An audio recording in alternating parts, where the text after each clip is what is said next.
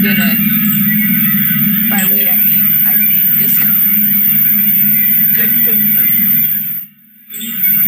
The royal we. It sounds like there's a really loud screech coming from the live stream. Is there? Is there from anyone's specific end? I don't know if is lower. I can't tell because I hear typing, so I feel like it's connected to someone else. Is anyone else in like the live stream? Is that what it is, or? No, I'm not typing. I have. I'm gonna go on Do Not Disturb. So, but Is there? I have. Is there from anyone's specific my end? computer in the background, but I don't know. I don't hear any screaming. It might be the spooky sound. Anthony. Maybe. It might have been delayed also. Cause like I think it was me typing, but everything was delayed like 30 seconds because I just heard our conversation on there. Oh, that wow. was weird. Be Halloween. Okay, I wouldn't know because I don't see anything on the channel right now. That's why I wasn't sure. Is it because it's not public yet or something right now? Or It might be the spooky sound. Here, I'm checking. Maybe. No, I don't see anything up. It might have been delayed. It should. Also. Because like I think it was me typing, but everything was delayed. Like Give us the link. Let's see. Where can I get the link? Stream URL here. Is that it, or is that going to take you to like the edit? I can try it. that's an interesting URL. Let me try. Looks that. like I'm gonna get a virus. Yeah. Let me see. It says live, so that's why I'm confused. But There's live stream. oh, here maybe this share. Oh, this is probably the link. Okay. The picture It's unlisted. Unlisted. Scheduled for June 16th, 2014. Watch this video on YouTube. Okay, when I clicked watch the video on YouTube, it came up. It says live. Okay. Oh, okay. Well, But- there's live stream. Oh, here maybe Okay, let me this see. share. Oh, this is, Let's and go it's with doing the that. weird thing where it's recording our conversation like 30 seconds after, but I guess that's how it normally is, maybe. Yeah, you can mute the live one, so it's not like super confusing, and just kind of keep an eye on it. Oh, I see. Yeah. Watch the Okay. It video is on on a delay. Okay, when I clicked watch So the we video are on live. YouTube, I'm not it came up. It says live. Okay. Oh, okay. Well, there's live stream. Oh, here, Okay, yeah, maybe the this actual live share. stream is unlisted this is- though, so and that's it's why doing the weird thing where it's recording our conversation. It's like working, 30 but we don't have any seconds people after. I guess chat. that's how it normally is, maybe. Yeah. Yeah, you can mute the live one. So Sorry, it's not, I know. I was like, see which one, because it was on the live. It was on like the OBS one, and then the YouTube, and then actual YouTube, and yeah, but they're both muted now.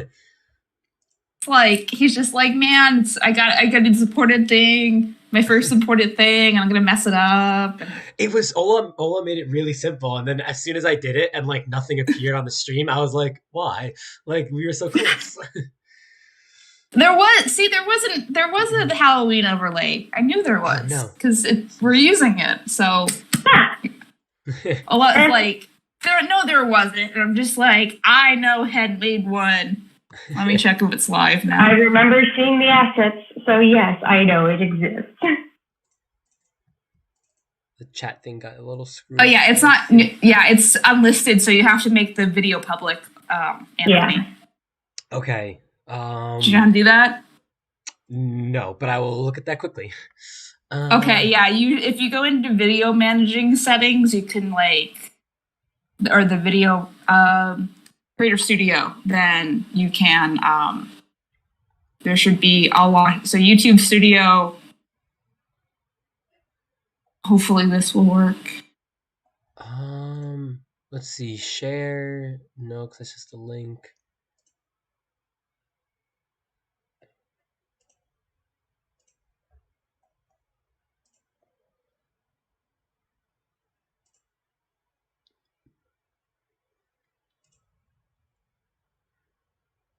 Okay, I think I found it.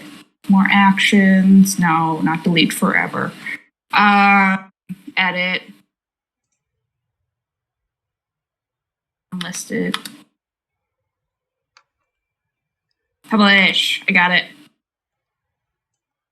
You probably have to choose a different thumbnail though, because the thumbnail is the old one. Yeah, I can probably do that quick also. See what we have. Okay. We should be live in theory though. Let me check. Let me refresh the link.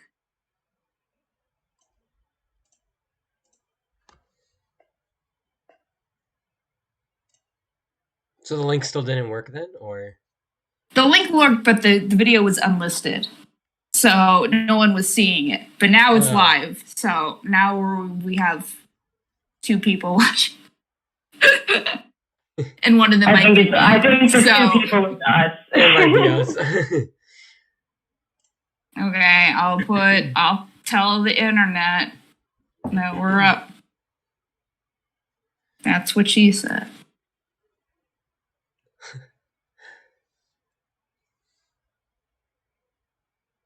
This is hard to do. Yes, I want to at everyone.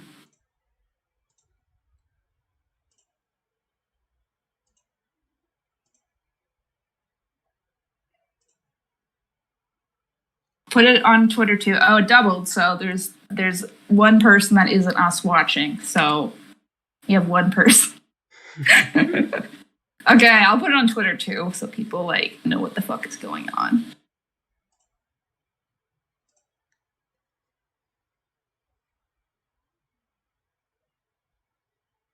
Do-do-do.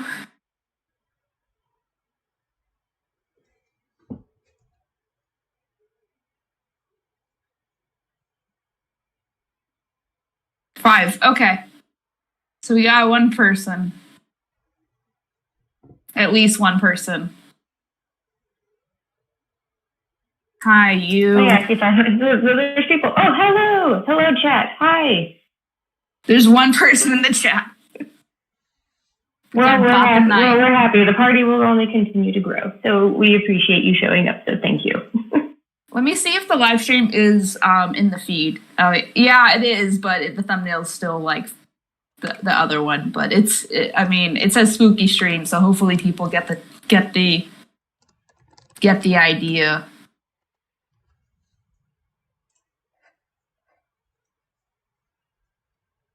Do. I'll tell the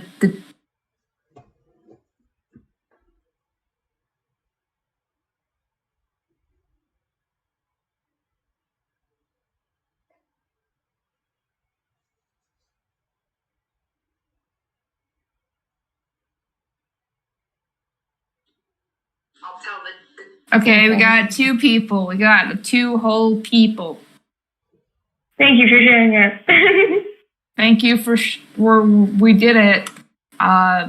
So we're just doing a light Q&A mostly, plus spooky time talk. So, worst case is we could find like some spooky stories. So if anyone has any questions for Lauren and me, not just me, then, or not just, and Anthony, you could say hi real quick. Hello. Sorry. So Anthony's tech tonight, so he's the real MVP. It only took me 2 years. And finally, see the light. I've been stuck in this basement for so long. Oh, did the thumbnail show up? I don't know if the thumbnail showed up. Here, I'll refresh.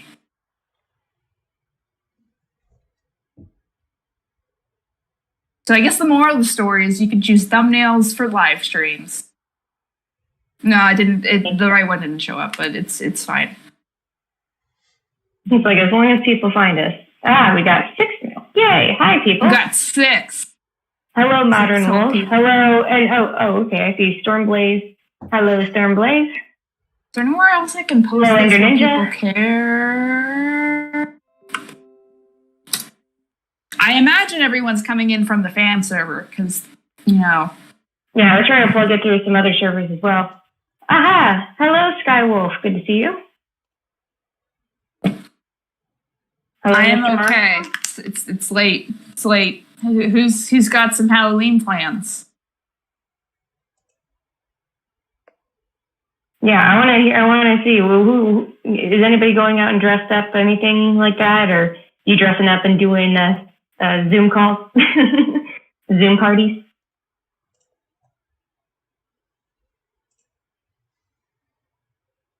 I'm personally meeting up with a friend tomorrow once I have my costume all pulled together, which I'm trying. Oh yeah, what are you doing, Lauren? Like, are you meeting up with Chrissy and like trick or treating?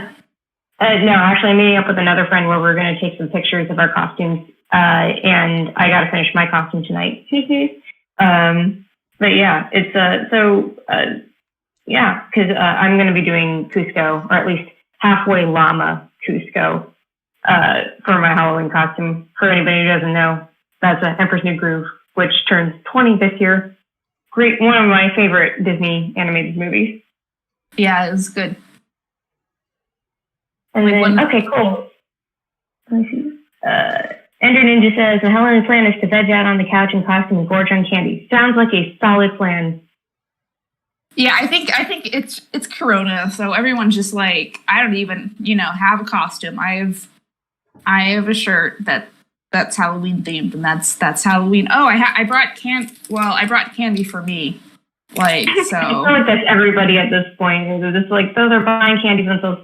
I personally am like, I'm just happy to dress up and maybe have a piece of candy or two. But even then, that's I'm just happy to be here. I'm just happy to be all dressed up. It's the one day it's socially acceptable besides conventions.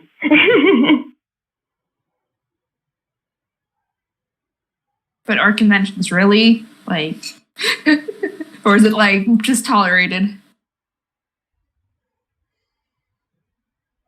Yeah, I think with my friend, she's going to be doing one of the tethered from the movie Us, the Jordan Peele movie. So she's got the red jumpsuit. I thought you said one of the Heathers, and I'm just like, oh, that would have been cool. Like one of the one of the musical Heathers. Yeah, that's what I was thinking. Yeah, no, she's doing the Tethered from Us, the Jordan Peele movie that came out last year. The thriller movie about doppelgangers. So she's got the costume for that. That sounds neat. Yeah. And it's funny, again, that ironically, yeah, I know, dressed up as Beetlejuice. Maybe that'll be next year's costume. I'll just plan it way in advance. Well, think if you can cosplay it, though. I am wearing Beetlejuice garments right now. So, I mean, does that count enough? It's spooky. Yeah. Okay, do we have any questions? From 3 people. I came here from the fan server. I'm like, yeah. From Light Films, can I join? It's kind of hard to take. Do we even know how to add people? We're not adding people. No, I'm just hypothetically saying from a standpoint. Oh, yeah, but then if you come in, then everyone will want to come in. So, and then we have everyone yelling and screaming over each other. So, if you guys are from the fan server, what you can do is you can make like a side chat and talk to each other while you're listening to the stream. So, yeah, so no guests this time.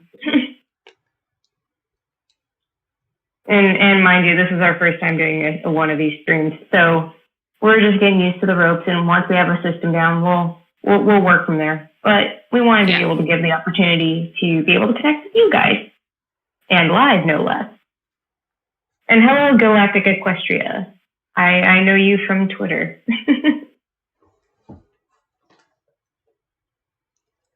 I'm just seeing if I recognize anyone. Dark Plagueis the Wise. Oh yeah, nice.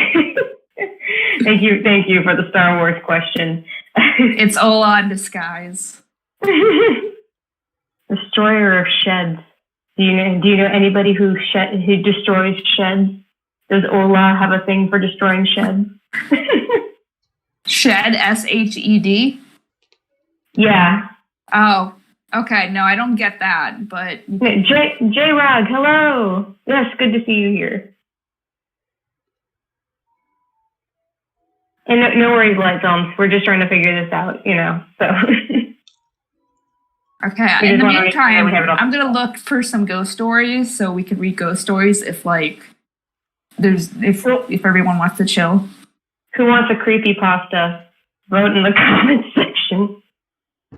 Who wants to hear trying to type really slowly so it's not it's not overtaking. Who wants to hear a dramatic reading of Abandoned by Disney?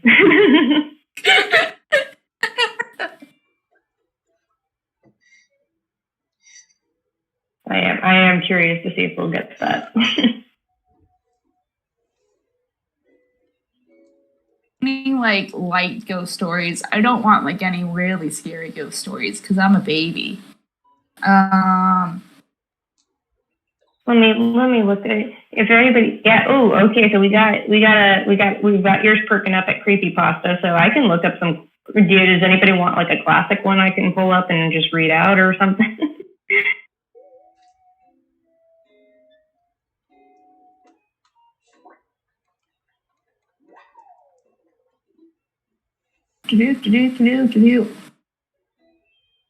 MLP fan. We found the one, just the one fan. None of the other fans are good enough.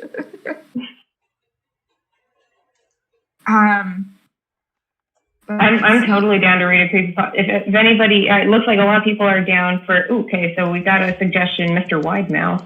All right. I'm making note of these, so I just want to make sure. Okay. All right. So it seems like people are down for creepypasta, so that's pretty cool. Keeping it old school. Okay, I found a link. I'm gonna put it in the chat. So if you want to pull from there, but I feel like your readings are gonna be better than mine, because I'll be like, one time there was a guy and he did a thing and now he's dead. Spooky. So there's my ghost story. Candle Cove. Ooh, that's another good one. Let me see.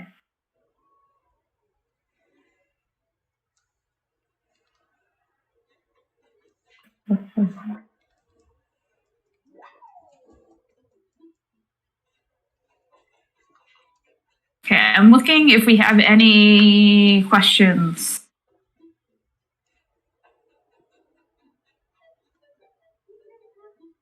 No, Marshall, don't leave. This is a Halloween stream. Halloween. I'm saying, I was like, well, if it's too late for creepypastas to steal later. I mean, the Abandoned by Disney one is not too bad. At the very least, it's chill. Is that someone physically being abandoned, by Disney? No, have you never heard of Abandoned by Disney? No, that just sounds like is that history of rides that got shut down and it's a creepypasta, so it is a creepypasta, so it is fabricated, but it is loosely based on when Disney World abandoned Discovery Island in Florida. But they took the idea of the abandoned park, they applied it to an abandoned resort, and they had it called, I believe it was called Mowgli's Palace in the story. So it's basically a resort that got abandoned by Disney and the property that was left there. And one person goes to investigate this abandoned place. That sounds neat. Yeah, so that's why I said if I read that one, at the very least, I feel like that one's relatively tame for at least to ease us into things. If there are people who are not down for the hardcore stuff. Hardcore. Tell me about. Oh, hang on. Destroyer Sheds has a question here. What's your favorite scary movie? Wait, are you trying to Is he trying to quote? Is he trying to quote a Scream? But do you like? What's your favorite scary movie? I'm this could be either way, unless we're actually being asked this question, which we will answer. If you'd like to go first. So I'm weird. Let me put my soda down. And impressionable child. So I don't mind the macabre like setting and details and stuff. Like I'm all about that life since Grim Reaper aesthetic, but I do not like how scary movies will like. I don't like the atmosphere they create. So like jump scares and like it's just like too much. I can't. It'll trigger me too much. So I don't have a scary movie per se, but I can handle video games sometimes. So I really liked Until Dawn, the video game. Oh yeah, that was great, and that's kind of like scary, but it's a game, so there's like a little bit more control over like the atmosphere versus just like being in this movie theater with like all these sounds and stuff. Like I'm also like the type of person that like I went on a roller coaster and there's too much force like with the drops. I just don't like that feeling. So okay, Lauren, you can go. My explanation was boring. So that's cool. Favorite scary movie. See, the thing is like there's a lot I can appreciate about like in terms of the horror genre where it's hard for. I wouldn't say it's hard for me to sit through a horror movie because I think it's usually nowadays I can probably sit through like more of the classic horror movies rather than like the modern horror movies. I don't know. Maybe it's just because there's something about like, classic movie monsters and stuff like that. Oh yeah, those are fine. And also the fact that if you look at things from the side of practical effects for visual effects and stuff, that's what intrigues me more about the horror genre is because of or at least scary movies in general, even if they're thrillers or stuff like that, is the practical effects side of it and seeing how they make it look as convincing as possible. Even if I'm not a huge like horror movie fan per se, like it's not like I'll go right away to watch a horror movie in a theater. I do, however, admire the work put into movies like the Alien franchise. Or into, I guess you could technically count Jurassic Park as a horror movie, it's dinosaur horror. And I guess creature horror. I guess those are the kinds of movies that I really like. And I guess to a degree, I mean, even if I haven't watched them all the way through, I so admire the effects in like the Silent Hill series. So, yeah. I mean, there's that kind of stuff. In terms of, I guess, more the more modern horror that isn't nowadays, but somewhere in between classic and and modern. But yeah. So I guess I would say a favorite scary movie. Yikes. I guess out of all of those, I guess if you want to consider Jurassic Park a scary movie, I guess you could. But I like dinosaurs. Jaws is another good one. I really like that one in terms of a scary movie. Yeah. I can handle Jaws. I can handle like Night of the Living Dead, which is great. It's just like I can't do Saw or like I can't do any more modern super scary stuff because don't jump scare me, I swear to God. So can't handle it psychologically. Actually, and to a degree, I think like movies like Evil Dead and stuff like that, I think those are actually pretty good too. So, I mean, it depends on the movie. So I know everybody has like their own little penchant for something in one aspect of a horror movie or another. But yeah. And then let's see. We got another question here from Ender Ninja. Sorry, we were finally coming back around to you. What's your favorite candy? Anything with dark chocolate. I like regular milk chocolate. I bought myself candy for the live stream. So I have Hershey chocolate because it's easy. I think what's the statistic? Like chocolate is like 5% bugs, but you don't think about it because like they're grounded up in the machine and stuff. Like Happy Halloween. Oh, candy is spooky. Yeah, I think my personal preference is anything with dark chocolate. Mostly because I just don't have as strong a sweet tooth. So but if it really came down to it, in terms of like other kinds of candies, I like Dots. I think it's like Dots and Twizzlers.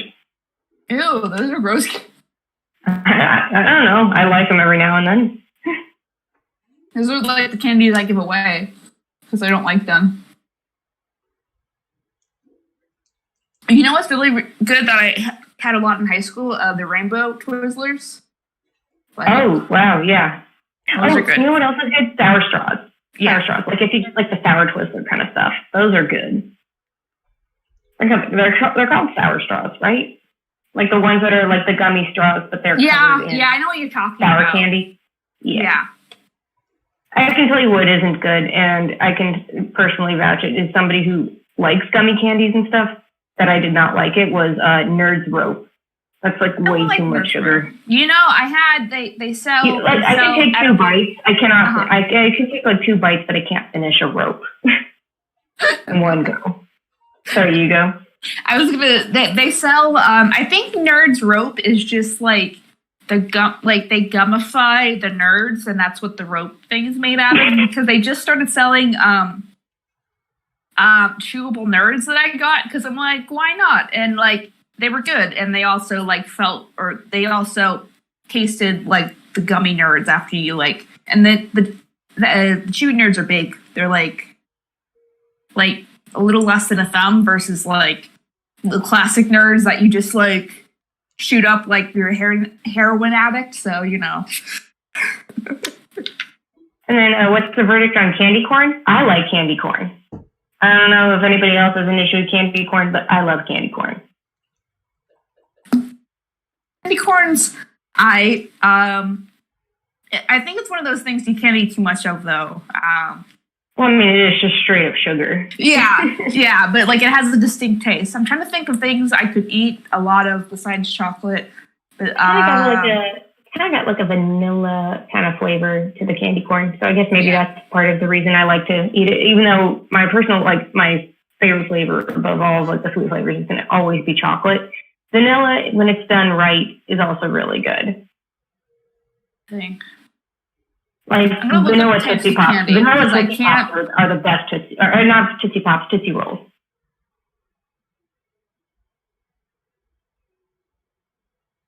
We'd be good trick-or-treating partners because we could have trades where everyone could be happy with. Have you ever tried the Harry Potter jelly beans and stuff? Oh, the birdie box? Yeah. I've lucked out in that I haven't, I guess whatever boxes I got, I didn't get too many gross ones. So... That's good. Yeah, they sell them really hardcore at Universal Studios. I'm just like, why would you pay to be in pain? You know, well, not in pain, but like, you know. Let's see. Yeah. Was it at Christmas? Did we split? Did we split like one of those cauldron cakes? Yeah, the cauldron cakes. Yeah. So those are good, but they're really thick. Yeah. Oh my God. Well, the icing is super, super thick. So for anybody who knows what we're talking about or doesn't know what we're talking about, Universal Studios, if you go to Hogsmeade, at any of the Universals that have the Wizarding World, Hogsmeade usually will be selling as part of their candy shop is that they have these little cakes called cauldron cakes, where they have like these like little rubber cauldrons that they fill with chocolate cake, and then they top it with a lot of icing, and they make it look like flames. So it's like a little flaming cauldron, but that's a lot of icing. So unless you really like icing, I would just eat the cake. It's pretty to look at, though. I'd go for butterbeer over another cauldron cake any day. Yeah, butterbeer is the best, and also I really like butterbeer. Is Universal or out of curiosity, is like Universal Studios Hollywood even open? And they're like, it's COVID free, it's fine, wear a mask. You know, they trying. I think at the very least, City Walk is still open. So they do that, well, pretty much because it's dining, right? So Yeah. you can have dining out there and it's all outside. So anything that is inside, they haven't opened it up. So, but anything that's already been adapted to outside, where they just moved the entire restaurant outside pretty much, that's what they did. And so they've been really successful with it. So that's good. Yeah. And they do temperature checks before you even enter City Walk. So they do all of that for all the precautions. They do the social distancing, everything. So, and they've been doing totally fine with it. I think Universal, if I remember, was on top of the game in terms of testing and screening and all that kind of stuff before Disney ever got a handle of it for their parks. So, so Universal already knew what they were doing, especially in Florida, because they implemented whatever was there in Florida and they took it to here, except they just couldn't open the park here yet. But yeah, there are potentially talks of following the route that Knott's Berry Farm has taken, where I know that Disney, as far as California Adventure is concerned, they may be reopening it for like dining purposes, where the restaurants would be available to eat, to eat at there, or they would have food festivals. And Right. that would be it. They would not have the rides open, but because they have so much space that they could just use it as like an open air food festival, and you could still be inside the park and enjoy yourself without any major risk. So so there is that, and that's why I think that was the workaround. And Knott's was very smart to cash in on that first and adapt very quickly to it, because they were already used to doing tons of food festivals all year round. They do, especially the Boysenberry Festival in April. Mm-hmm. And then they're already always equipped every year for like Scary Farm and Merry Farm and all that good stuff. So so that's all they did. And then actually what they did was they hired back some scare actors to be a part of Scary Farm this year while they were doing the dining stuff. And so they were able to have some actors be in character for certain things at the park.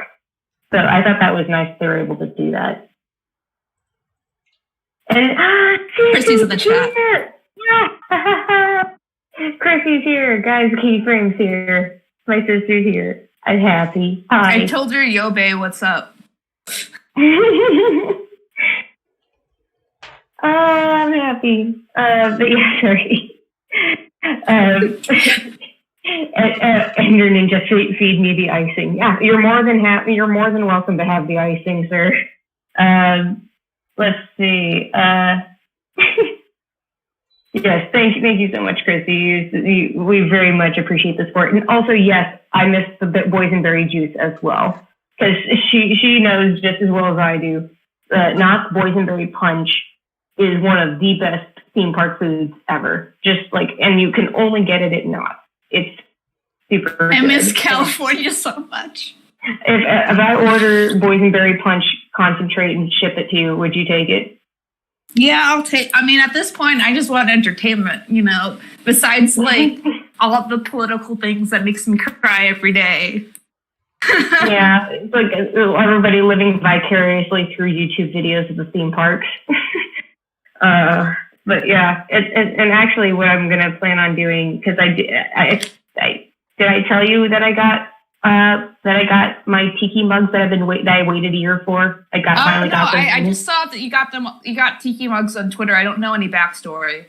Okay, yeah. So I pre-ordered them, like it was like a year ago that they went up for pre-order, and I'm like, you know me, I'm a tiki fanatic, and I'm like, these would be my first official tiki mugs to own, and they were being sold at a very special price for as a set. I'm like, well, it's Jose and Rosita from the Tiki Room, one of my favorite things, and it's the Tiki Room. Sorry, continue. But the Tiki mugs finally arrived, and they were made by this one guy named Tiki Tony, who I believe he lives in Orange County, and he sculpts and designs tiki mugs. And so, and a whole bunch of tiki memorabilia, and he's part of this whole group that's called Tiki Land Trading Company. So, I mean, the tiki culture is huge, especially in Orange County, at least to my understanding, because they host events there all the time. But anyway, the mugs finally arrived after I waited for like pretty much a year for them. And they came with collectible pins that he designed himself, and they came with recipe cards for drinks that you could put into the mugs. And they're big. They're like, I want to say like 6 or 7 inches tall. They're like, actually no, they're like 8 inches tall. They're knock someone out with them. Potentially. if someone invaded your home, it's like, yeah, you got me. Oh yes, I do remember the picture you sent, Chrissy. It was. He got to taste the boysenberry punch when he visited California. I still have to try. So for people who don't know what we're talking about, mostly California things. So Knott's Berry is like alternative Disneyland where it's more like roller coasters, but also it's like it's been there for so long. It's kind of niche. So it's actually like. And they licensed the Snoopy characters to be there. Mm-hmm. Yeah, so. It literally, when it started, that whole property originally truly was a berry farm. And it was where the boysenberry came from. The boysenberry was like a whole crossbreed, new right? Yeah, it was a whole new hybrid made by a guy whose last name was Boysen, hence the name boysenberry. And they were only grown at Knott's Berry Farm. And then it became a theme park based around that on the property. And now I think it's Cedar Fair owns it now, the company that owns it, because they own several theme parks.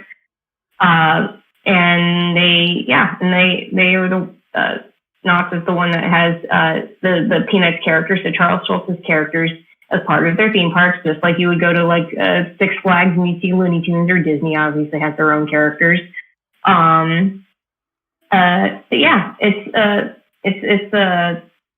yeah, I love going over there. Actually, the park food at Knott's Berry Farm, that's one of those things, like, again, they were very smart to cash in on the food festivals at Knott's Berry Farm, in the wake of COVID, because their food's really good there. I mean, you can get boysenberry pie there first thing in the morning, and it's the best thing ever.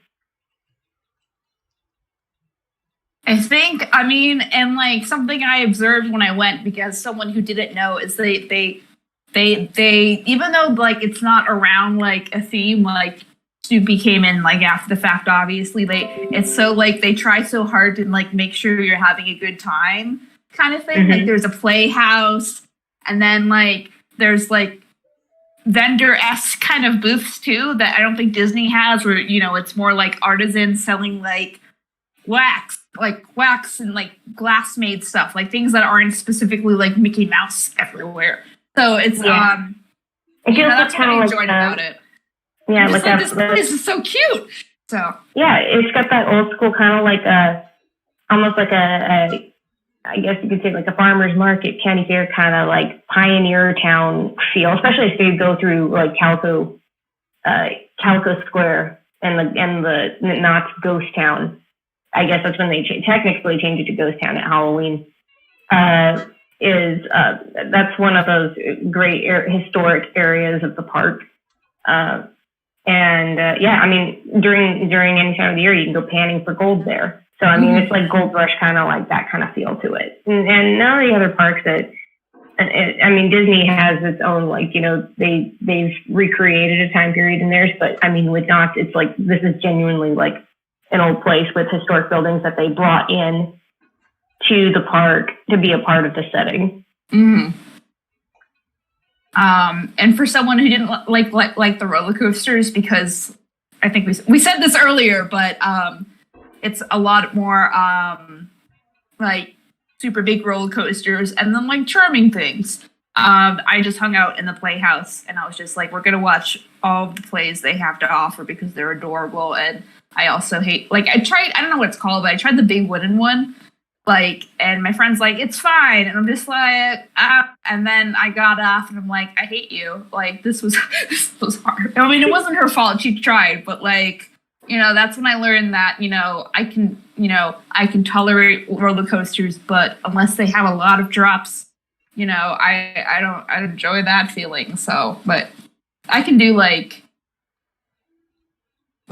anything at Disney is fine. So I can, like, Space Mountain is great, and Big Thunder Mountain is fine, and yay, I did it.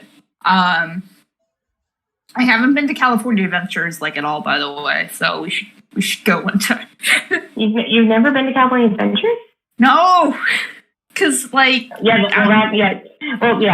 gonna change as soon as you get back here. Like, whether the rides are open or not, and there's however long they run on the whole. Whenever COVID is like less of a you could at least go inside. Yeah, because like one of the things that like I really appreciate about California is just like all the culture is there. Like not specifically the animation culture, which is a big part of it, but like everyone's just so genuine and like adorable with like how they like the tiki group that Lauren just described, and they just like make tiki stuff and like because of the parks, and I'm just like, I love it. I love it. I hate COVID. Please vote. Let's see. Let me see. Oh yeah, I'm going back a few comments here. Christy did say that there are a few foods, the park foods that she likes are like the boysenberry punch, bread bowl stew from Pirates of the Caribbean right at Disneyland, which yes, there is a bread bowl place right by Pirates where you can get gumbo, and it's like cool little like window that's just like a little takeout window, carryout window, and it's always got a long line for the gumbo there. It's really good. And then in the chocolate covered honeycomb on Main Street, that's also very good. Chocolate covered honeycomb in general. I mean, honeycomb by itself even is really good. But I think what's kind of nice is that, at the very least, when theme parks have to like adapt, is that I think, as far as I know, like you can order Knott's food, like certain things that you can have them shipped to your home. So that's why I'm like, I do know you can like buy the concentrate for the boysenberry punch and stuff. You can get that shipped to your house and all that kind of stuff. But yeah, let's see. Looking at the other questions here. Destroyer Shed says, have you ever heard of Pirates World? A movie was shot there. Pirates World. Okay, I have to know. Okay, maybe I'm going to have to do a little research. Pirates World. I'm assuming. I'm assuming Pirates World is a theme park. So, I'll also point out too.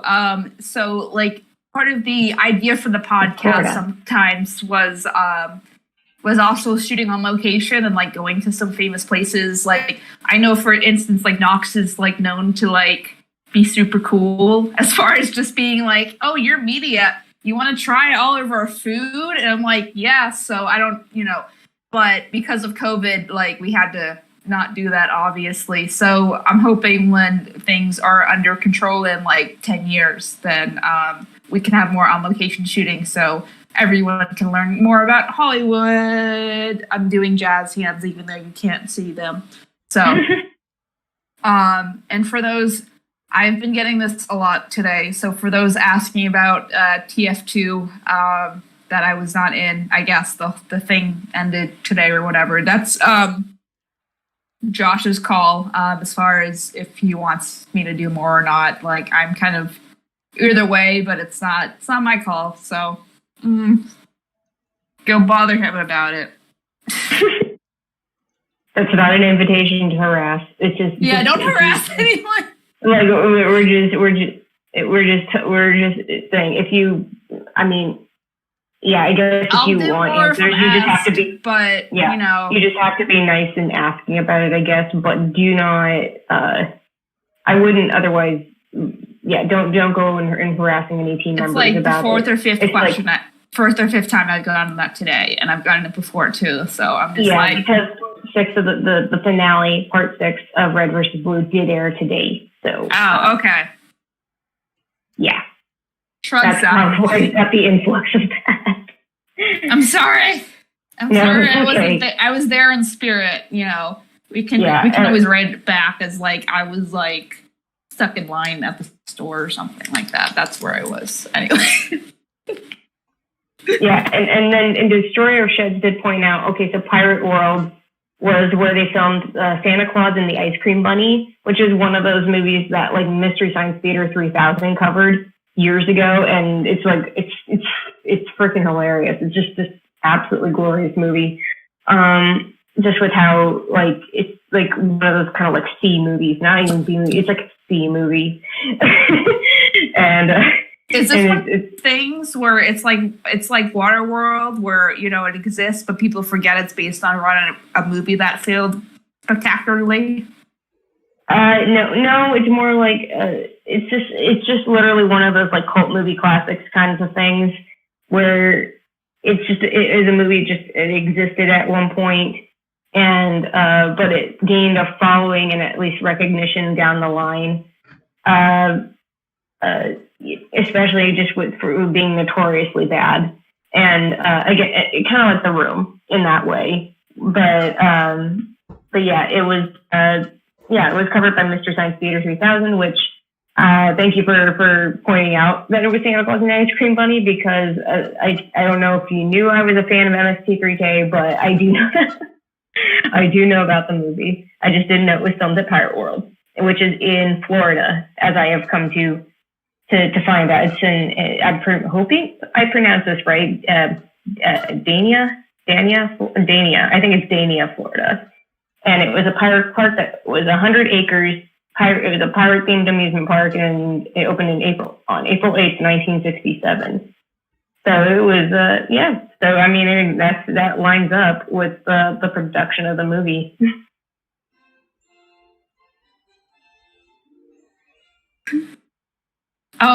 This is random, but Lauren, I also haven't had what is it? The Dole, the Disneyland Dole stuff. Like it's like orange ice cream or whatever.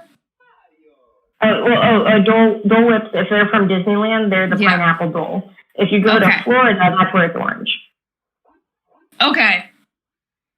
Yeah. I just know that's also a thing that people tell me about, and I'm just like, okay, I'll write it down, because I've never had access enough to a theme park to act. Besides maybe Six Flags, but Six Flags is there everywhere, so that doesn't count.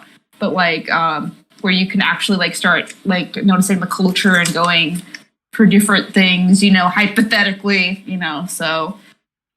Yeah, Dole Whips are freaking delicious. And I remember when Chrissy, I gave Chrissy her first Dole Whip.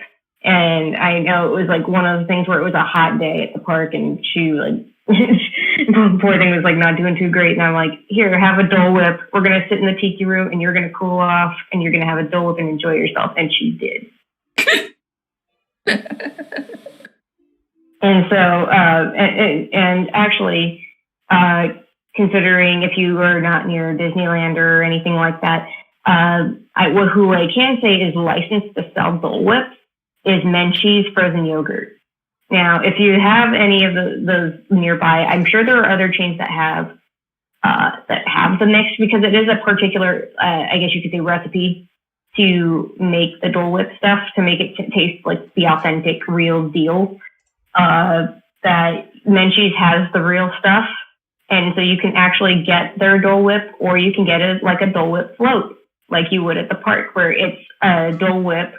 So it's the Dole Whip frozen yogurt kind of stuff on top of pineapple juice, and it's delicious.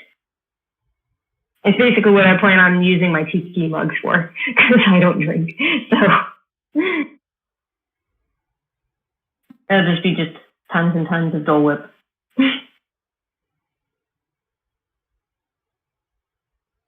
Oh, now that I realize we've gone on the tangent, should I just pull up a creepypasta and do a dramatic reading? Yeah, okay. Why don't you, and if you guys have questions, you can leave them in the chat. And I guess since Anthony's just chilling, if you want to just keep an eye and copy paste when we get questions versus people being well, then we can read them after. So why don't you give some backstory about this story first, because I have no idea what's going on.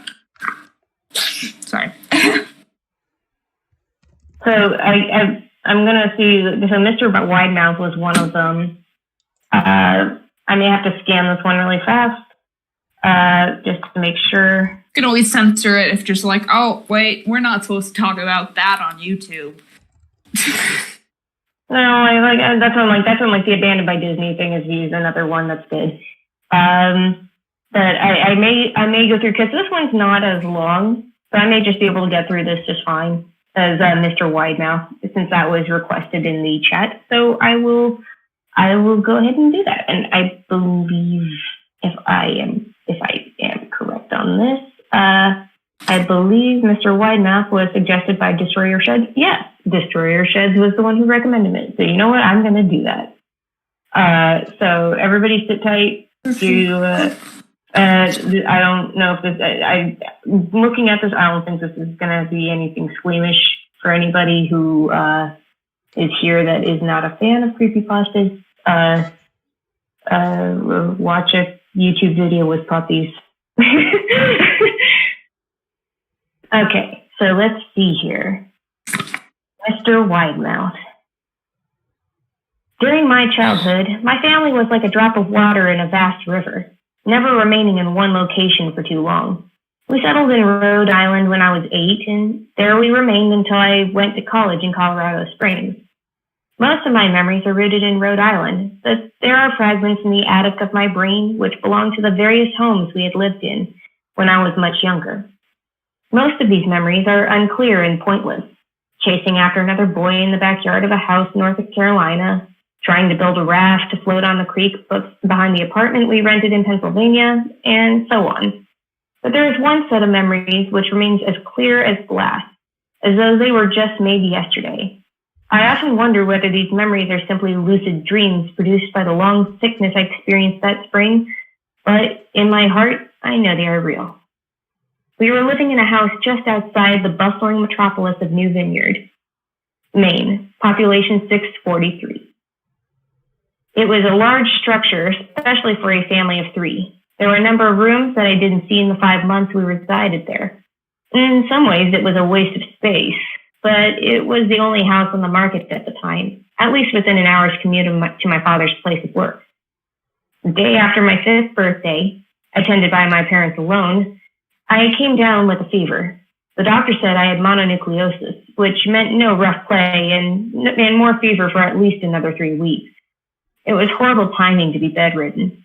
We were in the process of packing our things to move to Pennsylvania, and most of my things were already packed away in boxes, leaving my room barren. My mother brought me ginger ale and books several times a day, and these served the function of being my primary form of entertainment for the next few weeks. Boredom always loomed just around the corner, waiting to rear its ugly head and compound my misery. I don't exactly recall how I met Mr. Widemouth. I think it was about a week after I was diagnosed with mono. My first memory of the small creature was asking him if he had a name. He told me to call him Mr. Widemouth because his mouth was large. In fact, everything about him was large in comparison to his body, his head, his eyes, his crooked ears. But his mouth was by far the largest. "You look kind of like a Furby," I said as he flipped through one of my books. Mr. Widemouth stopped and gave me a puzzled look. "Furby? What's a Furby?" he asked. I shrugged. You know, the toy. The little robot with the big ears. You can pet and feed them, almost like a real pet. "Oh." Mr. Widemouth resumed his activity. "You don't need one of those. They aren't the same as having a real friend." I remember Mr. Widemouth disappearing every time my mother stopped by to check in on me. "I lay under your bed," he later explained. "I don't want your parents to see me because I'm afraid they won't let us play anymore." He didn't do much during those first few days. Mr. Widemouth just looked at my books, fascinated by the stories and pictures they contained. The 3rd or 4th morning after I met him, he greeted me with a large smile on his face. "I have a new game we can play," he said. "We have to wait until after your mother comes to check on you, because she can't see us play it. It's a secret game." After my mother delivered more books and soda at the usual time, Mr. Widemouth slipped out from under the bed and tugged my hand. "We have to go to the room at the end of the hallway," he said. I objected at first, as my parents had forbidden me to leave my bed without their permission, but Mr. Widemouth persisted until I gave in. The room in question had no furniture or wallpaper. Its only distinguishing feature was a window opposite the doorway. Mr. Widemouth darted across the room and gave the window a firm push, flinging it open. He then beckoned me to look out at the ground below. We were on the second story of the house, but it was on a hill, and from this angle the drop was farther than 2 stories due to the incline. I like to play pretend up here, Mr. Widemouth explained. I pretend that there is a big, soft trampoline below this window, and I jump. If you pretend hard enough, you bounce back up like a feather. I want you to try. I was a 5-year-old with a fever. Only a hint of skepticism darted through my thoughts as I looked down and considered the possibility. It's a long drop, I said. But that's all a part of the fun. It wouldn't be fun if it was only a short drop. If it were that way, you may as well just bounce on a real trampoline. I toyed with the idea, picturing myself falling through thin air only to bounce back to the window on something unseen by human eyes. But the realist in me prevailed. Maybe some other time, I said. I don't know if I have enough imagination. I could get hurt. Mr. Widemouth's face contorted into a snarl, but only for a moment. Anger gave way to disappointment. If you say so, he said. He spent the rest of the day under my bed, quiet as a mouse. The following morning, Mr. Widemouth arrived holding a small box. I want to teach you how to juggle, he said. Here are some things you can use to practice before I start giving you lessons. I looked in the box. It was full of knives. My parents would kill me, I shouted, horrified that Mr. Widemouth had brought knives into my room, objects my parents would never allow me to touch. I'll be spanked and grounded for a year. Mr. Widemouth frowned. It's fun to juggle with these. I want you to try it. I pushed the box away. I can't. I'll get in trouble. Knives aren't safe to just throw in the air. Mr. Widemouth's frown deepened into a scowl. He took the box of knives and slid under my bed, remaining there the rest of the day. I began to wonder how often he was under me. I started having trouble sleeping after that. Mr. Widemouth often woke me up at night, saying he put a real trampoline under the window, a big one that I couldn't see in the dark. I always declined and tried to go back to sleep, but Mr. Widemouth persisted. Sometimes he stayed by my side until early in the morning, encouraging me to jump. He wasn't so fun to play with anymore. My mother came to me one morning and told me I had her permission to walk around outside. She thought the fresh air would do good for me, especially after being confined in my room for so long. Ecstatic, I put on my sneakers and trotted out to the back porch, yearning for the feeling of sun on my face. Mr. Widemouth was waiting for me. I have something I want you to see, he said. I must have given him a weird look because he then said, It's safe, I promise. I followed him to the beginning of a deer trail, which ran through the woods behind the house. This is an important path, he explained. I've had a lot of friends about your age. When they were ready, I took them down this path to a special place. You aren't ready yet, but one day I hope to take you there. I returned to the house, wondering what kind of place lay beyond that trail. 2 weeks after I met Mr. Widemouth, the last load of our things had been packed into a moving truck. I would be in the cab of that truck, sitting next to my father for the long drive to Pennsylvania. I considered telling Mr. Widemouth that I'd be leaving, but even at 5 years old, I was beginning to suspect that perhaps the creature's intentions were not to my benefit, despite what he said otherwise. For this reason, I decided to keep my departure a secret. My father and I were in the truck at 4 a.m. He was hoping to make it to Pennsylvania by lunchtime tomorrow with the help of an endless supply of coffee and a 6-pack of energy drinks. He seemed more like a man who was about to run a marathon rather than one who was about to spend 2 days sitting still. Early enough for you? He asked. I nodded and placed my head against the window, hoping for some sleep before the sun came up. I felt my father's hand on my shoulder. This is the last move, son, I promise. I know it's hard for you, as sick as you've been. Once Daddy gets promoted, we can settle down and you can make friends. I opened my eyes as we backed out of the driveway. I saw Mr. Widemouth's silhouette in my bedroom window. He stood motionless until the truck was about to turn on the main road. He gave a pitiful little wave goodbye, steak knife in hand. I didn't wave back. Years later, I returned to New Vineyard. The piece of land our house stood upon was empty except for the foundation, as the house had burned down a few years after my family left. Out of curiosity, I followed the deer trail that Mr. Widemouth had shown me.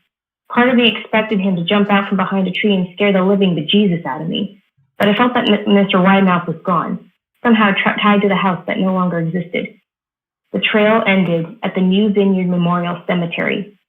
I noticed that many of the tombstones belonged to children. The end. Oh, that's it? Yep. Oh, okay. And that was written by Perfect Circle 35. To give credit where it's due. That was neat. Sorry, I'm like drawing in the background, so if you guys have any questions about art, like let us know. Anthony, did you catch any questions, or were people just like commenting on the live stream? Sorry, what was that?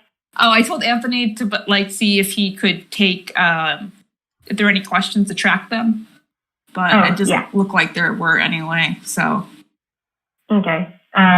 So yeah, I guess check the fan server or anything like that if there's any questions there. Okay. But in the meantime, you people, would you like me to read another preview pasta, or is there any other questions that you would have for us? I think the moral of the story is I probably should host this on the main channel so people will care. Not that we don't care about you guys who showed up, but 10 people. I was hoping for a little more than that. Hey, we got to start somewhere. Yeah, that's valid. I'm very appreciative of the 10 people that have showed up tonight, because you know what? Congratulations, you guys are the real MVPs. And you're here for the first time we've ever streamed together on this, in a live format. So this is cool. You get your completion badge. Yeah. And I think now that I'm like going through this, if we wanted to read another creepypasta or anything like that, I feel more comfortable reading and probably changing voices because I think it was because I hadn't read aloud Mr. Widemouth before that I was like, I want to make sure that I'm like timing my dialogue right. Do you want to? Is the Abandoned Disney like too long? Let me pull that one up. Okay. 1 second.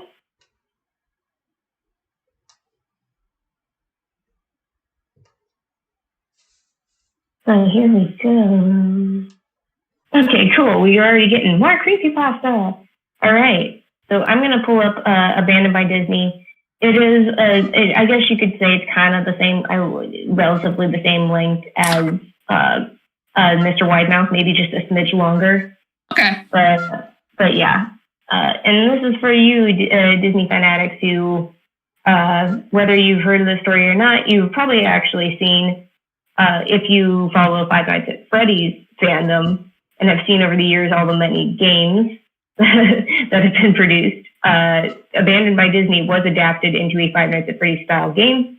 And so there's a lot of that kind of stuff there. But anyway, I will read Abandoned by Disney next. So get your ear holes ready, people.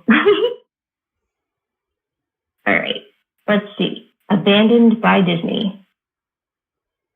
Some of you may have heard that the Disney Corporation is responsible for at least one real, live ghost town. Disney built the, quote, Treasure Island Resort in Baker's Bay in the Bahamas. It didn't start as a ghost town.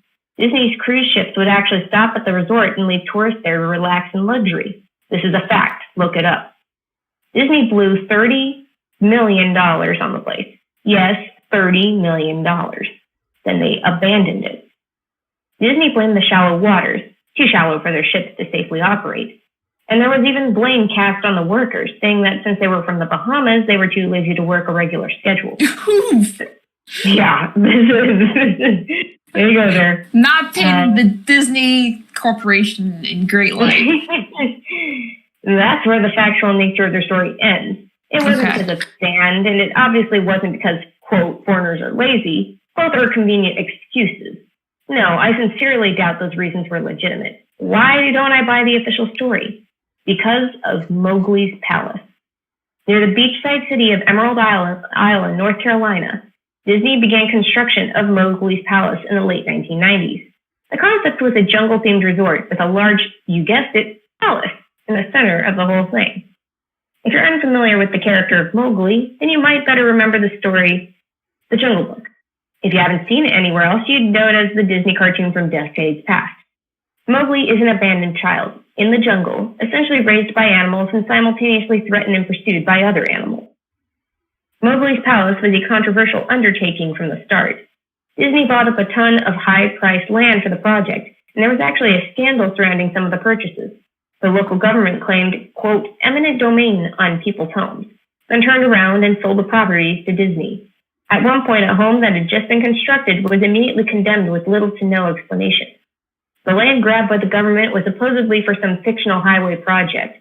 Knowing full well what was going on, people started calling it, quote, Mickey Mouse Highway. Then there was the concept art. A group of stuffed shirts from Disney Company actually held a city meeting. They intended to sell everyone on how lucrative this project was going to be for everyone. When they showed the concept art, this gigantic Indian palace, surrounded by jungle, staffed with men and women in loincloths and tribal gear, well, suffice to say, everyone flipped their shit. We're talking about a large Indian palace, jungle, and loincloths, not only in the center of a relatively wealthy area, but also a somewhat, quote, xenophobic area of the southern USA. It was a questionable mix at that point in history.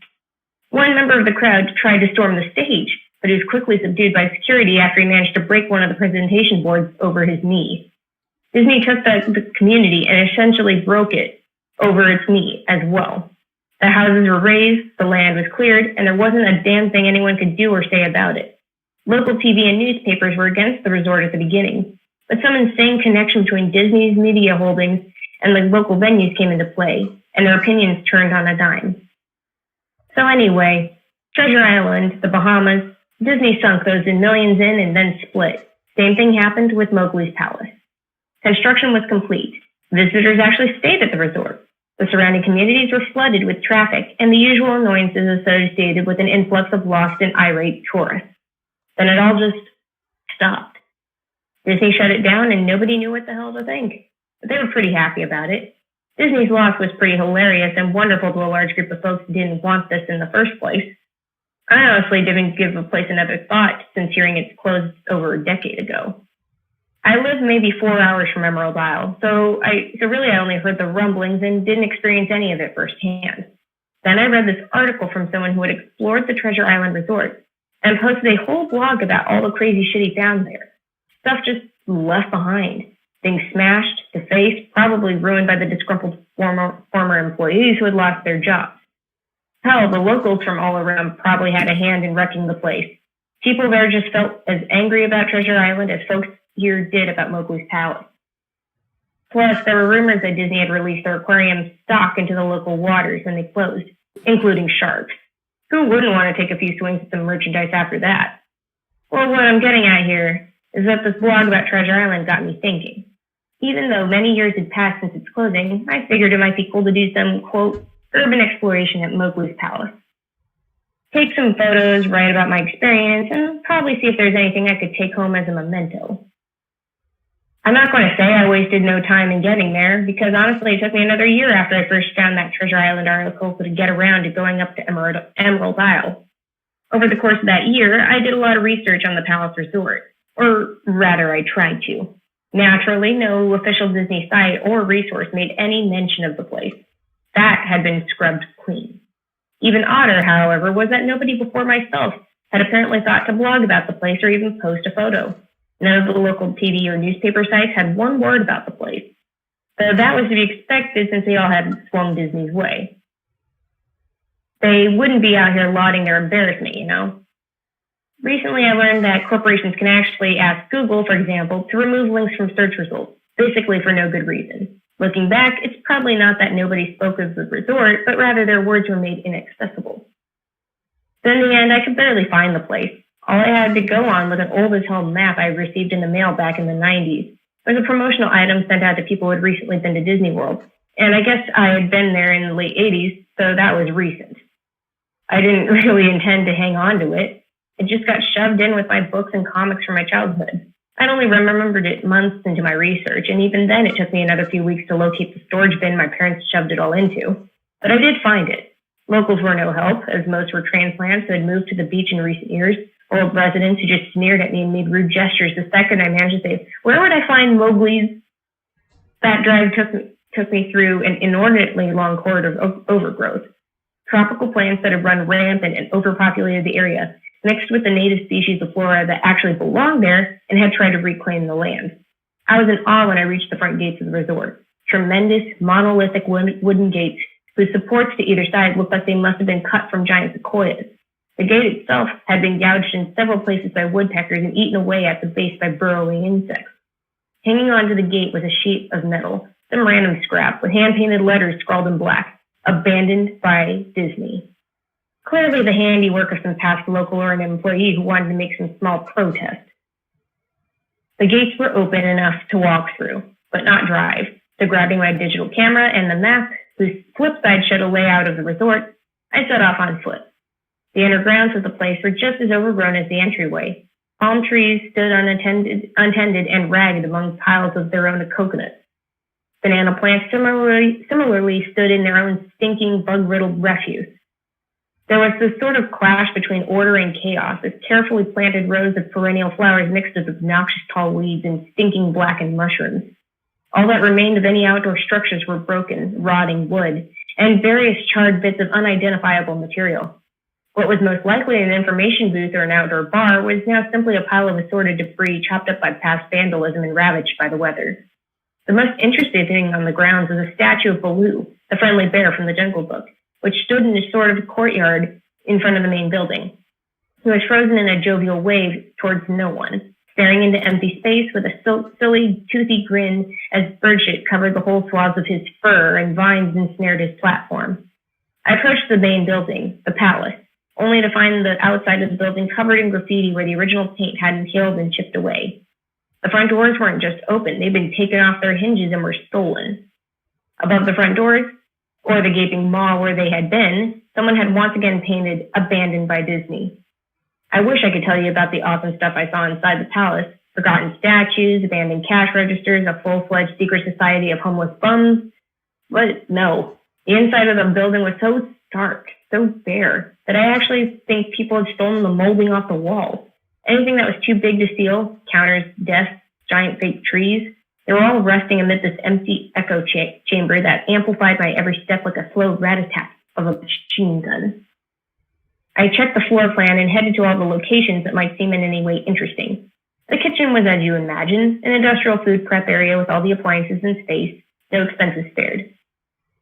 Every glass surface was broken, every door knocked off its hinges, every metal surface kicked and dented. The entire place smelled like very old piss. The huge freezer, not even remotely cool now, had row upon row of empty shelf space.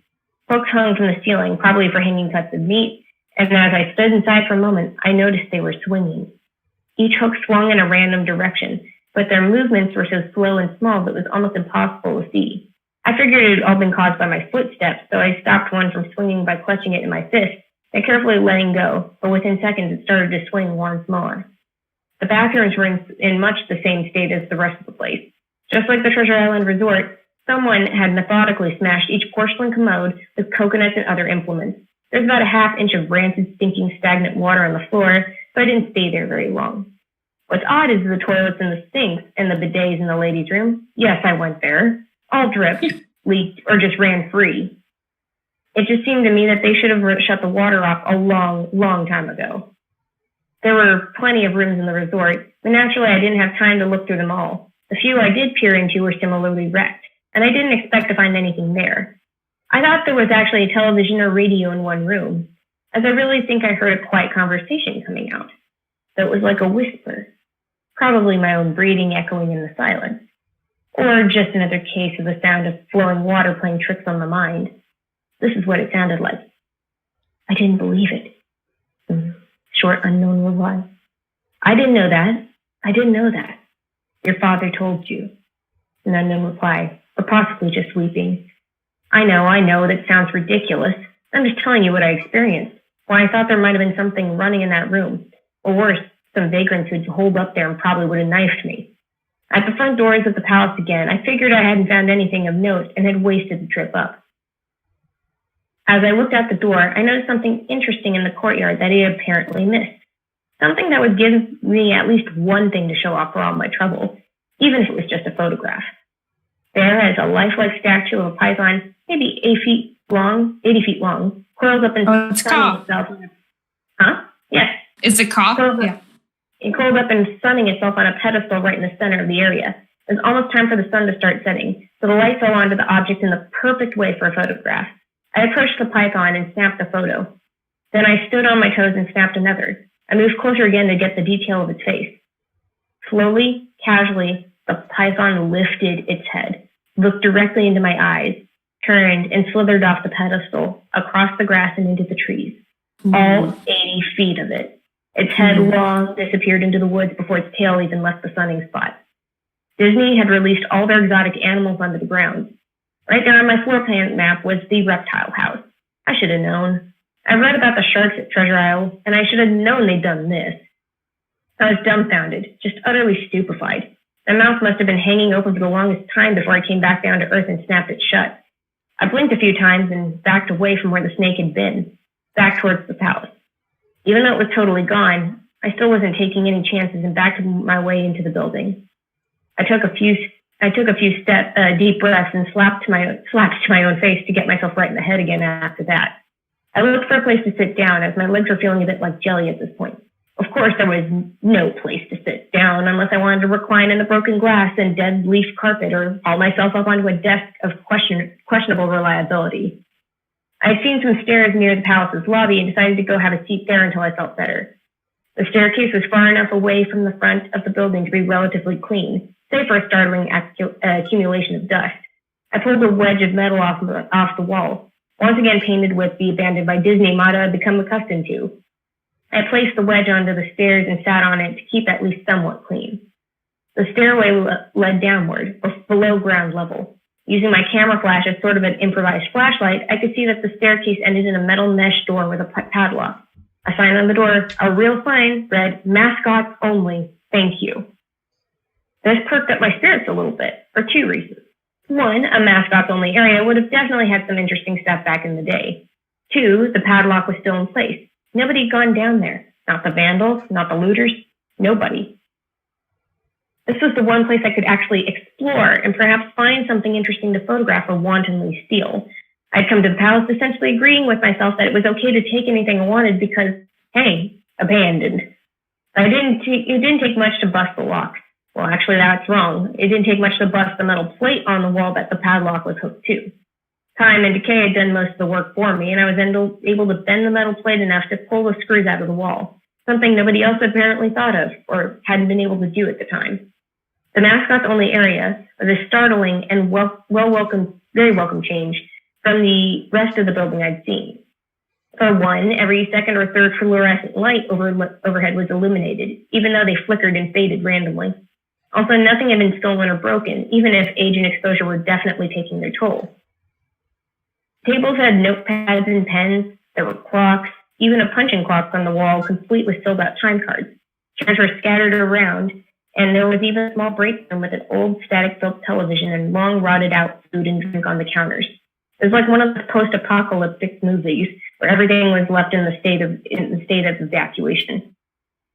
As I walked the maze-like sub-basement hallways of the mascots-only area, the sights just became more and more interesting.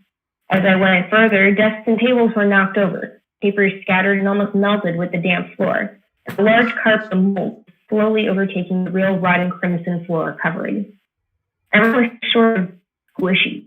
Anything wood disintegrated into mush when I applied even the least amount of force, and clothing items hanging on hooks in one of the rooms simply fell in moist threads if I tried to unhook them. One thing that annoyed me was that the light was becoming more and more sparse and unreliable as I went further into the dank, suffocating depths of the place. Eventually, I reached a black and yellow striped door with the words Character Prep 1 stenciled on it. The door wouldn't open at first. I figured this was probably where the cops were kept, and I definitely wanted a photograph of that twisted, stinking mess. Try as I might, whatever angle or trick I tried, the door wouldn't budge. That is until I gave up and started to walk away. That was when there was a slight popping sound and the door creaked open slowly. Inside the room was completely dark, pitch black.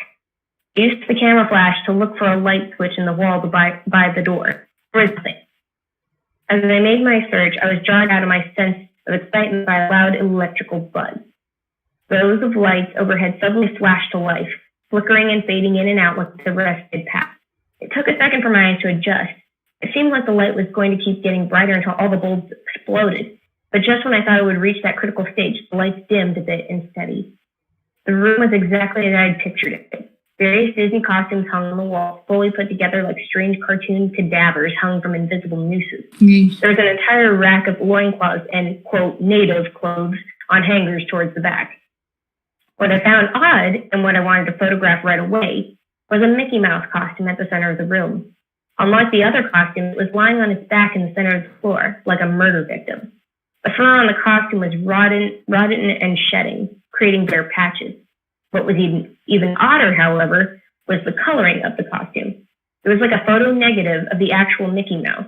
Black where he should be white, and white where he should be black. His normal red overalls were a light blue. The sight was off-putting enough that I actually put off photographing the thing until last.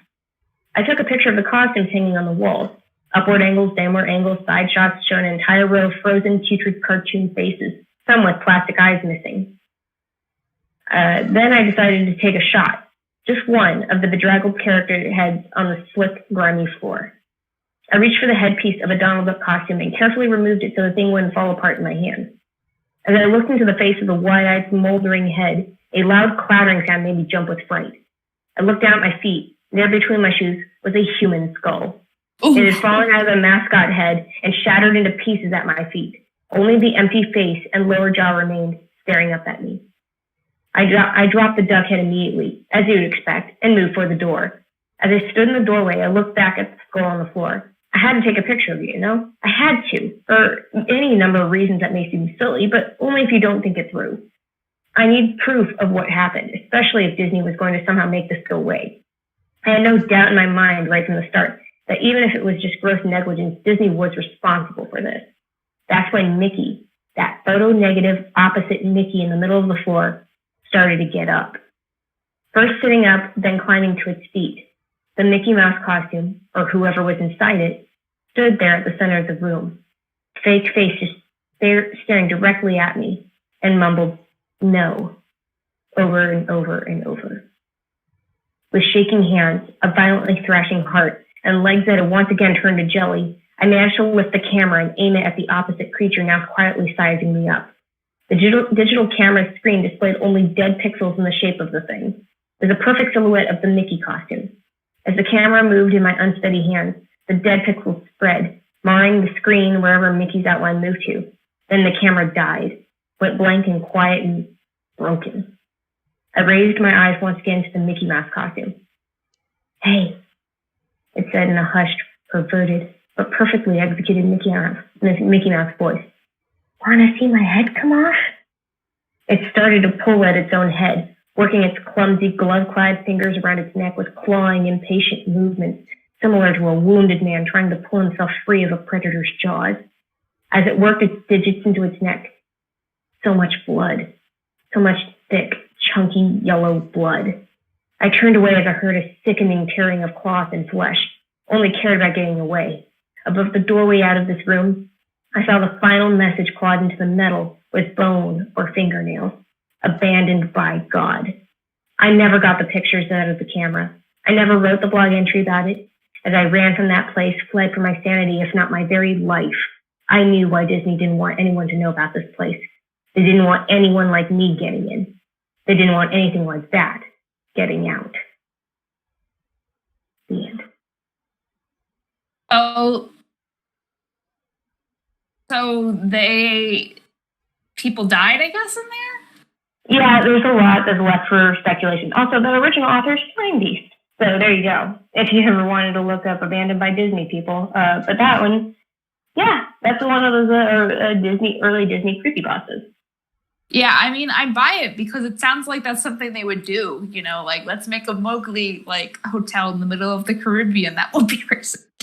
Yeah, and the funny thing is this is one that takes place in, North Carolina or something like that, which in a way, it's almost like they loosely, very, very, very loosely based it on when they were trying to build Disney's America in Virginia and stuff like that.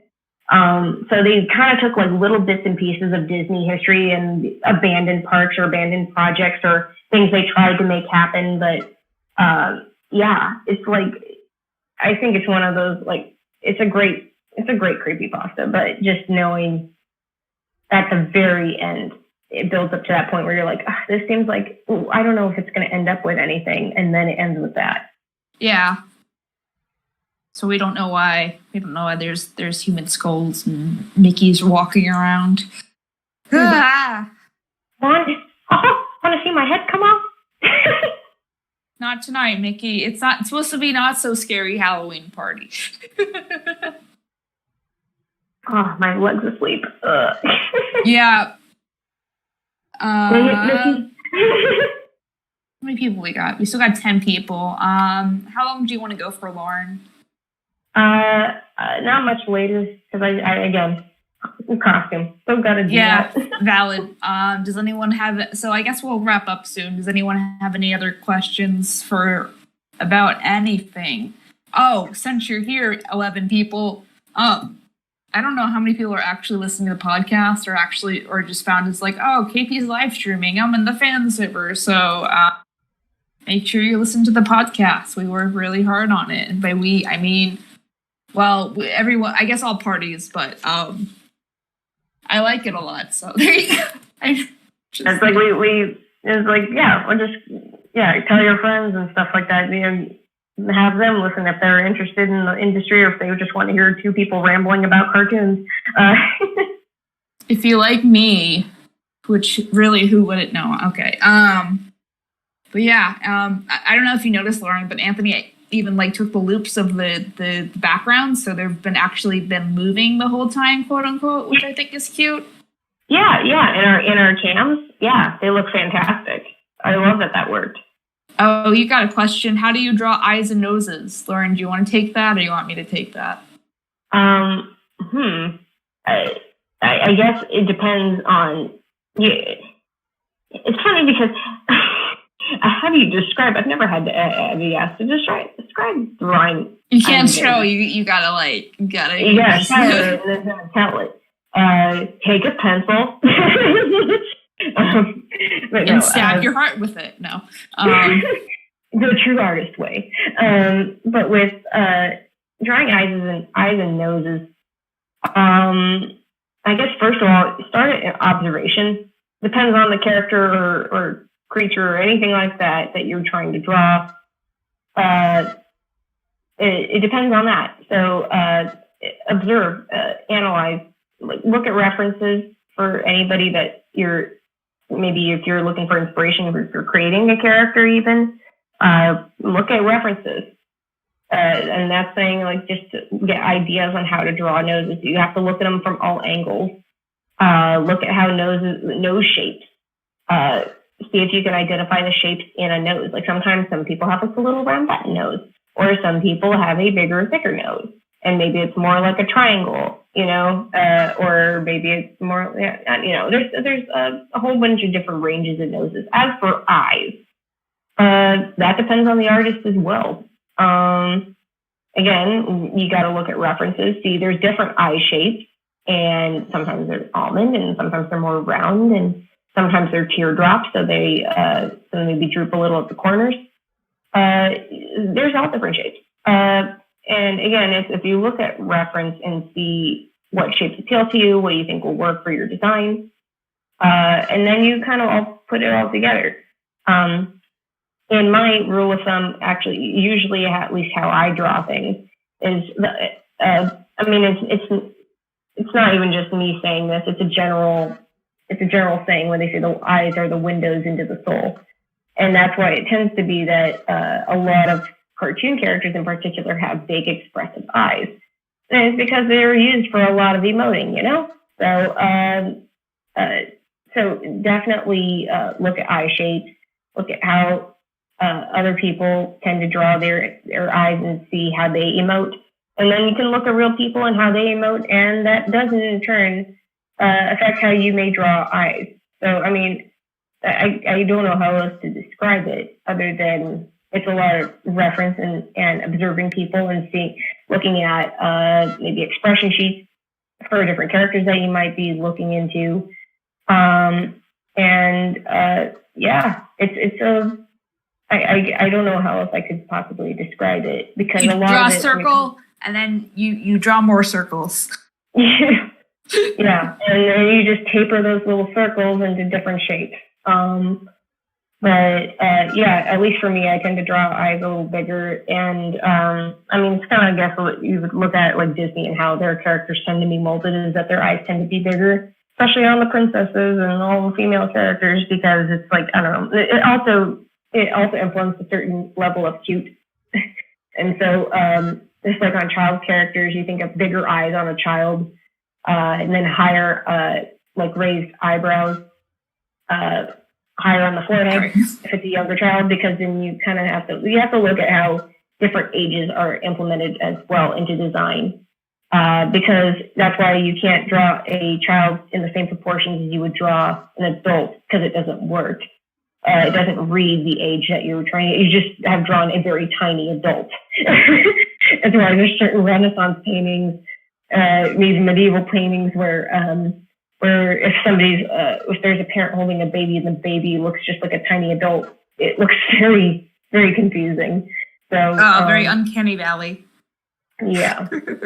I guess that's where I leave off my answer. There's a lot of reference, just look at and observe, and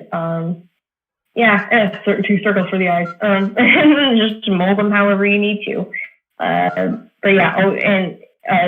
If you're going a more cartoony route, usually keeping the eyes bigger, and where it's showing the iris and the white of the eyes tends to be a more expressive route to take.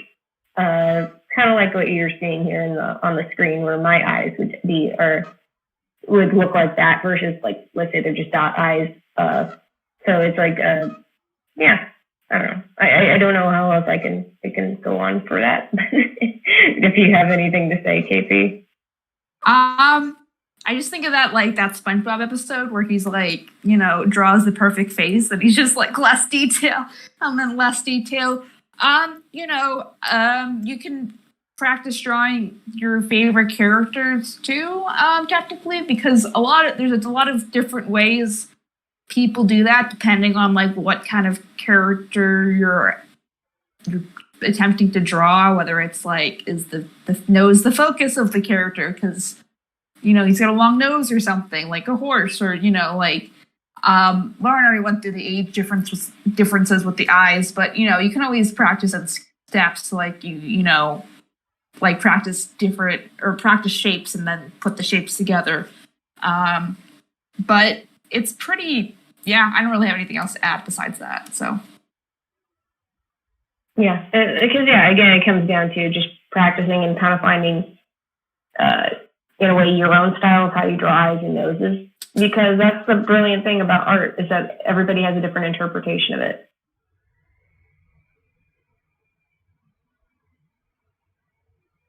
You must develop X-ray vision to properly observe the craniofacial structure of children and adults. Yeah. Or you can just draw fake skeletons. That's what most people do. Yeah, spooky, scary. They used to the use ones that send shivers down your spine. Yeah, didn't that was one of the reasons people would steal bodies, is they'd use them for art practice. Well, I mean, that's how the Renaissance artists, especially like Michelangelo. Yeah, I believe, it was Michelangelo. He actually worked in like the morgue and stuff like that. He would go in and he would study cadavers for like the muscle structure and see how everything connected. And did he get sick from doing that because there were no there were no health guidelines or anything like that at the time? Yeah, but he got good.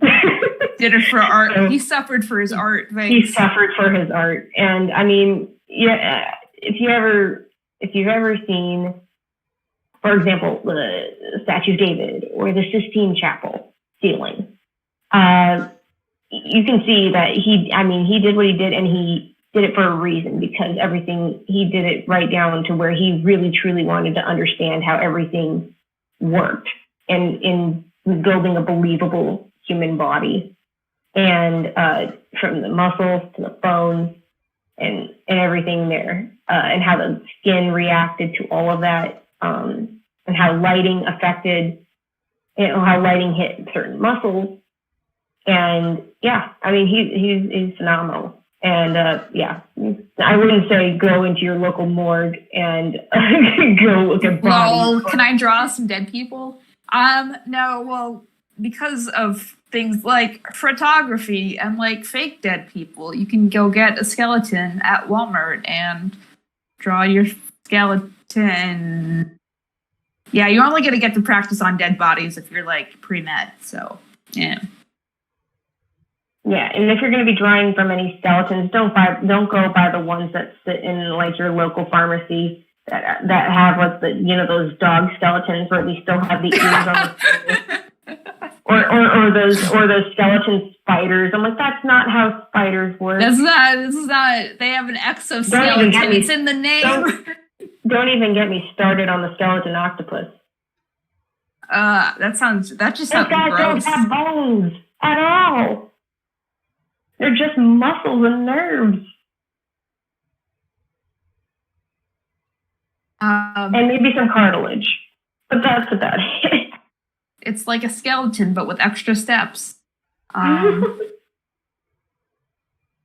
right, I think we can end if no one seems to have any other questions. So I think next time we'll probably stream on the main channel because so people notice us more. Not that we don't appreciate you. So if you're new, you probably already subscribed to the main channel and have your notifications on. But make sure you do the same thing with the podcast because we work hard on the podcast. And if you enjoy the videos, you'll probably enjoy the podcast too. We have like tons of episodes at this point. So like, yeah, fun. Don't you want to have fun? We got one more question here. Do you have any advice on proportions? Drawing. Comes down, life drawing, observing from life. I mean, it's also understanding fundamental shapes and how you can compile them together into a form, into a figure. Because then once you understand them at the real level and to like start doing figure drawing and stuff, that's when you can start pushing shapes and stuff. Because once you have an understanding of anatomy and of how things are built up in the body, where things connect, the head bone's connected to the leg bone. You can start making your own designs and pushing proportions. Like it also comes down to looking at other artists and seeing how they built up their shapes. Like one of my personal favorite artists, and who was a guest on our show not too long ago, Steven Silver. He is excellent with body proportions and stuff like that. And he is also Steven Silver is the character designer on Kim Possible. And he's worked on a bunch of other shows. He worked on the Clerks TV show that ran for a while. He's worked on Danny Phantom. And so if you look at those kinds of designs, he worked on all of those designs and so many more. Supremely talented guy. He does excellent. He does classes and workshops, and then he also has just like online resources where, and plus on top of that, interviews where he mentions and lessons on how to build up characters and do character design. Because all of that comes down to proportions, just like you asked. Basically, so learning your portfolio. Go ahead. No. I was just going to say it's like learning your proportions, and then like you learn the proportions. Like now that you know them, you know what to exaggerate, because like you can definitely tell if someone knows their proportions or not by what they choose to exaggerate on the character and if they do it on purpose. But what's the rule? You should listen to the Art Principles podcast episode because we do that one. We go into that more in depth, but I think the rule is 3 heads wide for male, 2 head wide for female, and then everything's a head long except for the neck, which is half a head. So, but the thighs are 2 legs, and then the lower calves are 2 legs, and the foot is a head long, and the head bone's connected to it's time to go to sleep. And yes, Hugo, I was, because I was kind of going on a tangent. Yes, it did ran.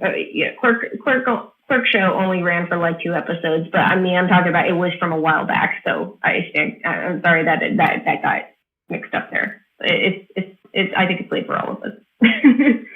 Valid. Okay. Well, thanks for coming, everyone. Have a happy Halloween. I don't know. Anything else you want to end on, Lauren? Stay safe, stay spooky. Enjoy your weekend, everybody. Make sure however you're celebrating. Make sure you do all the social media thingies. We have them in the stream. I don't know how things work, so whatever. All right. Bye, guys. Bye, everybody. I'm gonna assume Anthony stopped